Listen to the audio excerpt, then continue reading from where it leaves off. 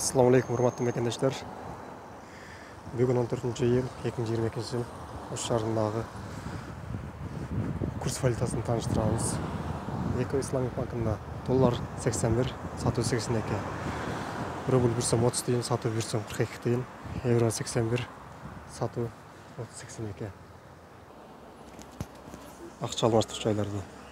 Доллар 83, рубль 1 сом 32 тиын. Алман банкында доллар 81, евро 83, рубль 1 сом 30 тиын. Бұл жерде рубль жоқ екен. Коммерциялық банк Қырғызстан доллар 81, 20, рубль 1 сом 32 тиын. Финка банкында доллар 81, 50, рубль 1 сом 31 тиын. Еразка банкында доллар 81, рубль 1 сом 30 тиын.